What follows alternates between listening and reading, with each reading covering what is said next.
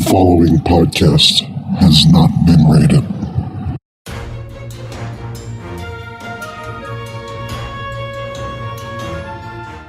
You're listening to Fullbacks Are People Too, The Fact, and here is your host, CJ Newman.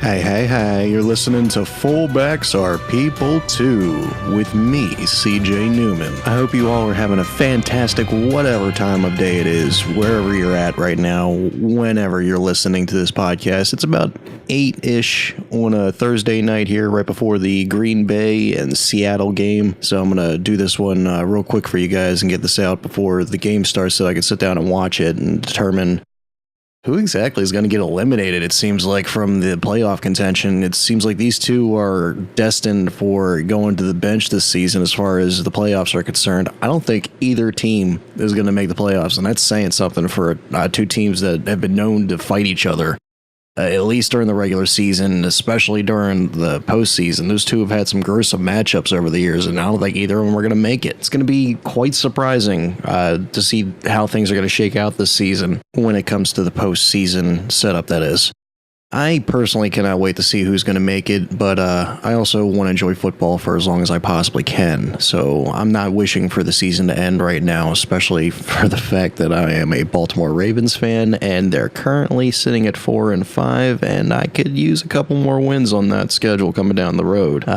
Don't see them personally. I'm not sure how they're going to do going down the pipe here, but weirder things have happened. I've seen them run the table back in 2000 and go on an 11-game winning streak, but that's not exactly the 2000 Ravens defense out there, so I don't know what's going to happen with them either. Speaking of the Baltimore Ravens, Joe Flacco has missed practice again this week, so it looks like his availability is coming into question this week. I already mentioned this in my last podcast, so I'm not sure how much more ground I'm going to cover.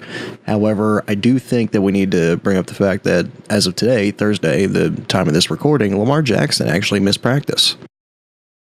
So that means that Lamar Jackson may not even be the starting quarterback this weekend. However, it could have been, I don't consider it a Veterans Day off considering he's a rookie, but it could have just been a day off for him to rest up, get ready. I honestly couldn't tell you. However, there was a speculation, and I got a notification from NFL Mobile directly on this today that Lamar Jackson was not contributing in the way that the Baltimore Ravens staff wanted them to today.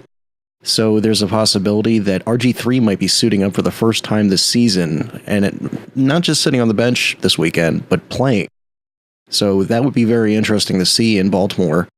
They're hosting the Cincinnati Bengals this weekend, and the Bengals are also sitting in a tumultuous situation. They're not doing as well as they could be, and they have an embattled head coach just like John Harbaugh is in Baltimore. So both could be losing out on their head coaches at the end of the season. You never know. There's already one team in the AFC North that's lost out on their head coach, and that being Hugh Jackson in Cleveland. They've got a head start as far as where they're going to go next year as far as getting a head coach. So who knows? Maybe the loser is going to lose their head coach this weekend. That's my personal thought, is if there is a lopsided contest this weekend, you may see a head coaching change for either one of the teams. So it's going to be real interesting to see this weekend as far as the coaching situation, as far as the playing situation. Who's going to win out of that? If I had to pick, if you had a gun to my head right now, I'd probably say the Cincinnati Bengals. And that's coming from a Baltimore Ravens fan, so it kind of hurts a little bit. But the Cincinnati Bengals seem to know what they're doing. Their defense is not that great, but then again, the Baltimore Ravens offense has not been clicking either recently. By the way, I'm just going to peel back the curtain a little bit for you guys here. I'm recording this now during the Thursday Night Football game, and I'm watching as Aaron Rodgers is on the field right now, and I'm just freaking amazed at this guy. This guy is just so damn amazing. Probably the best quarterback in the NFL. And just watching him scramble out to the left, his left side, which he is right-handed, and pick up about 3 yards just on a scramble when his offensive line is garbage. His wide receivers are second stringers at best. He just makes chicken salad out of chicken shit every fucking time he gets on the field. It just amazes me. Just wanted to bring that up. So let's shift gears to another team in the AFC North. Looks like Le'Veon Bell, as I reported last week, did not report to the Pittsburgh Steelers for practice, for training, for anything. He is not going to be playing for the Pittsburgh Steelers for anybody in the NFL this season. He's being shut down. Now, there's a lot of people out there that are bitching and moaning and complaining and, why isn't Le'Veon Bell playing out there? You should be out there entertaining me. I betcha that most of those people that are complaining right now are people like me who took him in the first round of a fantasy football draft. And the only reason I did that was because I accidentally auto-drafted and I fell asleep during the draft that I was supposed to take. And I probably wouldn't have picked Le'Veon Bell just knowing the situation and knowing that he wasn't going to be ready for week one. At the very least, I didn't know he wasn't going to report for the entire season. But I definitely wouldn't have taken him in the draft, especially in the first round. So I guess you could say that I didn't report to the fantasy training camp just like Le'Veon Bell didn't report to his training camp or to the team altogether. So this raises the only question that I have right now as far as Le'Veon Bell. Who the hell is he going to play for next year? It's definitely not going to be Pittsburgh. Pittsburgh, first off, doesn't want him. The city's probably hating him right now. If he still lives in Pittsburgh, I feel bad for that motherfucker. I would not be living in Pittsburgh right now if I was Le'Veon Bell. I would be getting the hell away from Pittsburgh. Go back to Miami, dude, if you're listening to this podcast, which, if you're not, you should be. But regardless, Le'Veon, next year. Mike Florio was reporting, and this is just his speculation from Pro Football Talk, by the way, that he plays for the New York Jets next year. It sounds on paper like a perfect fit. Sam Darnold as a quarterback. They got Robbie Anderson at wide receiver. It makes sense for Le'Veon Bell to come in, especially with the cap space situation. They've got plenty of room. They can finagle it. They've still got their quarterback under the rookie contract. So they've got plenty of space to bring this guy on board and just plug him in and say, hey, kid, workhorse, let's do this. We're paying you X amount of millions of dollars. Come in, be the every down back. Because that's what Le'Veon Bell's looking for at this point. He wants to be paid over the next 5 years at least to be the every down running back. He didn't want to come in on a 1-year deal, on a franchise tag deal, and be the workhorse running back. He didn't want to be run into the ground knowing that there's no guarantee beyond this year that he's going to be set for life or set for at least a couple years as far as monetary value is concerned, which makes complete sense to me. I don't understand why everybody's bitching about it, and it makes sense that he made a business decision. I'm not going to play this year under the franchise tag. It only guarantees me, and don't get me wrong, $14 million is a lot of fucking money. I would take $14 million for 1 year any day, but then again, I'm not a freakish athlete like Le'Veon Bell. So if the guy wants to make a business decision and go out there and say, no, I'm not going to play this year, I'm going to sit out and then go to the free agency next year, which is, by the way, what it's reporting to be. Because if the Pittsburgh Steelers were to franchise tag him next year, the same franchise tag does not apply according to the collective bargaining agreement. It looks like the quarterback money franchise tag would apply to him. So you would be looking at least $20 million for Le'Veon Bell if you were to franchise tag that mofo one more time. I just don't see that happening. At the most, what I could see Pittsburgh doing, just to be dicks about it, they could do the transition tag, which would mean that I think it's a solid $14 million to Le'Veon Bell guaranteed for 1 year. Any other team could come in and offer a contract to Le'Veon Bell, and the Pittsburgh Steelers would have the right to refusal at that point. So they could refuse to match the offer, or they can match the offer, which I highly doubt that Pittsburgh would do. I doubt that Pittsburgh would apply the transition tag in the first place, but if they were to apply the transition tag, there's just certain things that Pittsburgh doesn't do. Pittsburgh Steelers don't like to give guaranteed money beyond year one as far as contracts are concerned. So it doesn't make sense for Pittsburgh to do that. I mean, let me rephrase that. Pittsburgh does do guaranteed money beyond year one for major key players like the quarterback, like Ben Roethlisberger has guaranteed money beyond year one. Antonio Brown might have a little bit of guaranteed money beyond year one, but they're not willing to do it for a running back. In 2018, running backs just don't have the value that they did back in 1980, according to the Pittsburgh Steelers. So it's just their philosophy. It's just how they do things.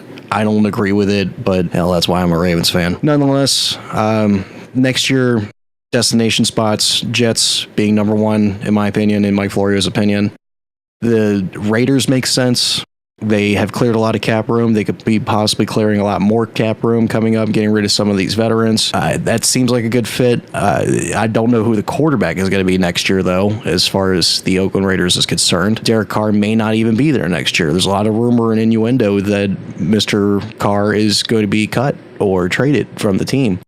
Maybe they get yet another first round. It seems like by the end of the season, the Oakland Raiders are going to own the entire first freaking round and be able to get every star-studded player in the draft, and they probably will still whiff on them just because they suck at drafting for the most part. And they hit here and there with Khalil Mack and whatnot, but I don't know.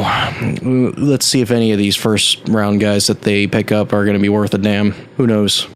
Le'Veon could very well go to a division rival. You know who's got a shitload of money? Cleveland Browns. They're on the uprise a little bit. They're doing a lot better than they were last year, to be honest with you. Hell, they even tied the Steelers at some point this season, so who knows? Maybe Le'Veon sees the dollar bills there, and maybe he sees them actually winning something next year.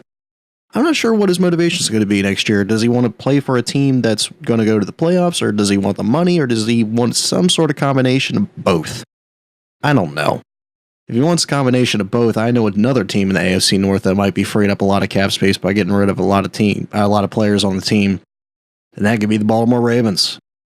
It very well could happen that Le'Veon Bell gets his big payday from the Ravens, and they finally get a running back that's transcendent and the first real running back to be on the team since Ray Rice left. In other news, it looks like the head coach of the Detroit Lions, Matt Patricia, is in the news. This guy decided this week that they're going to have practice outdoors to get ready for the elements. Pretty cold out in Detroit, and this guy is wearing shorts out there in the snow. Crazy asshole. So, the team is a dome team, known for playing in a dome. They only play 2 more games out in the snow, or not in the snow, out in cold weather this year, that being in Buffalo and in Green Bay. The rest of it is either indoors at a different place or indoors at home. So I don't know really why they're practicing outdoors right now in the cold.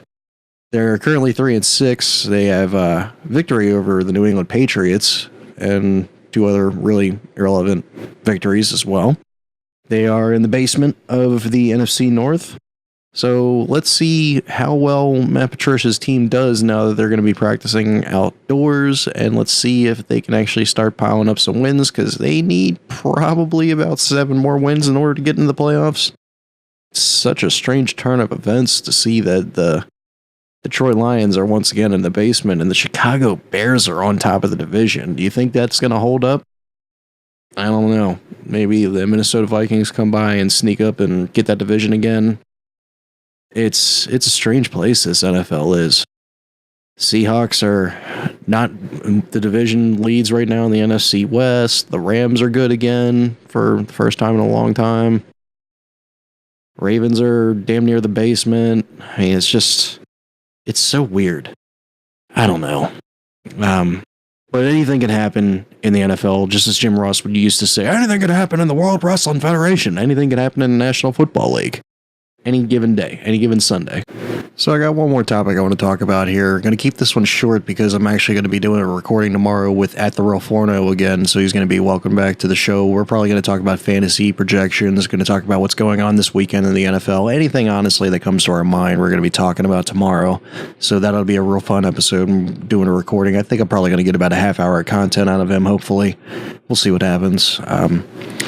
Just want to go ahead and cover the fact that Kansas City and LA Rams are going to be actually playing in LA this week as opposed to Mexico City. They were originally scheduled to be playing in Mexico City, but the stadium looked like a Washington Redskins stadium at FedEx Field. It was just god awful. So I looked at that stadium, saw pictures of it earlier today, and it was just, it looked like monster trucks had taken over and just tore up the stadium. So the NFL did something good this week. I was actually pleasantly surprised, and they relocated the game back to LA. The reason it got relocated to LA was because the Rams were actually scheduled to be the home team, quote unquote home team, in Mexico City. So they get the home game. They get the actual stadium fare, and it looks like the LA Rams are doing some really nice things this week. They actually offered free tickets to first responders of the California wildfires. Anybody that was affected by the California wildfires were offered free tickets. Anybody that was affected by the shooting situation out in LA, they were offered free tickets. So the LA Rams are really doing good things for the community. And as much as the LA Rams are starting to do things for Los Angeles community, it just seems like Los Angeles doesn't give a shit. And it's really frustrating because they're trying so hard to reach out and get that fan base. They have two teams out there, the LA Chargers, the LA Rams, and Los Angeles barely notices that the teams are there. It's really frustrating. I don't know what Los Angeles Rams or the Los Angeles Chargers have got to do to reach out to that community and get them to start coming to games. But it looks like an away game every time either of those teams play, especially at the StubHub Center. God, watching the Chargers play at the StubHub Center with just 30,000, they can't even fill up a 30,000 seat stadium. It's amazing that nobody gives a shit about football in LA. And you would figure after 20 years, a team would figure out a way to keep, a city would figure out a way to keep their teams. They get two teams out there and nobody gives a shit. They won't attend games. It looks like the visiting team every time fills up the stadium. It blows my mind. I don't get it. How they could just... a whole city, a whole team, two teams, and nobody comes to the games. Blows my mind. But anyway, that should be a hell of a game this weekend, and I'm actually looking forward to it. The Kansas City Chiefs and the Los Angeles Rams. So you got Patrick Mahomes is going to be facing Jared Goff. Is it really versus Jared Goff? I mean, can you really call it a battle of the quarterbacks there? I don't think it's really Jared Goff. That's the reason why that team is doing so well. Jared Goff certainly has his hand in it, don't get me wrong, but when you have players like a Todd Gurley out there and like a decent offensive line that they have, then yeah, it's mostly those. It's not necessarily all Jared Goff. But Patrick Mahomes is doing great things out in Kansas City. He's got a lot of weaponry around him. That's just a star-studded team on offense altogether. And honestly, both of these teams have shit for defense this year. I don't know what's going on with the LA Rams. They spent a lot of money on that defense this offseason, but Ndamukong Suh, Aaron Donald, they just got Dante Fowler from the Jaguars. So I don't understand why this team is underachieving the way it is right now. But hell, they even got Aqib Talib out there. It's amazing the star power that they have on that defense. But the defense is giving up like 30 points a game. It's just fucking blows my mind. By the way, I'm still watching this Packers Seahawks game, and Aaron Rodgers just threw one deep down the field to Adams, and it was one hell of a heave-ho in there. Big kudos to Adams for actually pulling that one in. It looks like picked it up at about the 7 or 8 yard line. Whew. Aaron Rodgers is an amazing quarterback.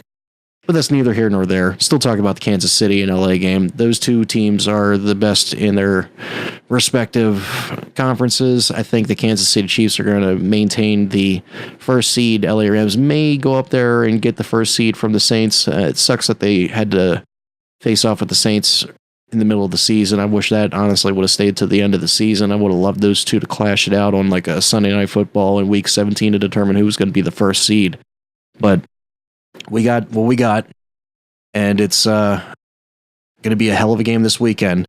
If I had to, I know I'm going to go into my predictions tomorrow with the real 4-0, but if I had a gun to my head right now and I had to pick Kansas City or LA, let me sit here and think about this for a minute. I would probably, and it's in LA, not that it matters, like I said, it's going to be all Kansas City filled anyway, but if I had a gun to my head, I'd probably say Kansas City was going to win that game tomorrow, just because Patrick Mahomes is playing lights out. I think it honestly comes down to the quarterback play. And I think the better quarterback in this case is Patrick Mahomes. He's just got the raw arm talent. He's got the ability to scramble around with the football. He can go pick up the ball and get you a first down with his legs. He can also heave-ho it down the field to Sammy Watkins, to Tyreek Hill. He can dump it off to Kareem Hunt.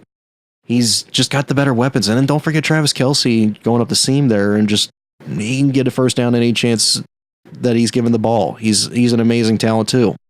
I think the weaponry goes to KC, but the LA Rams have got a chance to.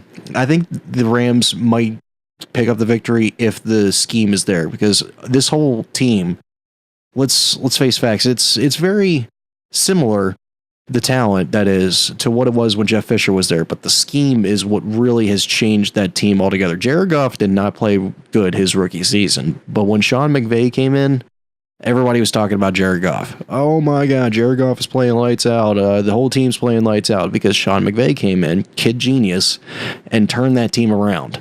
Just made it a much better team to play with altogether. So, if anything, that team is going to be good. That team is going to be great. That team is going to win this weekend because of the scheme. Either that or the Kansas City Chiefs are going to come in with raw talent and just beat that ass. I don't know. It's going to be an amazing game. I know that much. I'm going to be watching that one. I'm looking forward to it. Can't wait. My other projections are going to come tomorrow, and I'm looking forward to a good slate of games this weekend, including the Ravens and the Bengals. And I got a feeling that the loser of that one's not going to make the playoffs. Honestly, maybe neither of those teams are going to make the playoffs. We'll see what happens. A lot of good games this weekend. We'll make our predictions tomorrow. That's all I got for today. So I'll get back with you guys tomorrow at some point, and that podcast will probably be uploaded all together by Saturday. So hopefully you'll be able to hear that Saturday morning going into Saturday evening. By the way, if you're hearing this, then you're probably one of the people that downloaded it on Anchor, Stitcher, or Pocket Cast, because that's where we are now. Still waiting for approval from the other major distributors, but we're going to get this podcast out there to as many places as we can. I'll get this onto YouTube as soon as possible as well. That was our major distributor for the longest time. But we're getting it out there. Please get the word out there about the FAP podcast. And if your friends don't listen, make them believers. That wraps up today's podcast. Until next time, this is CJ Newman. Follow me on Twitter at the CJ Newman, Neuman. I look forward to talking to you guys again.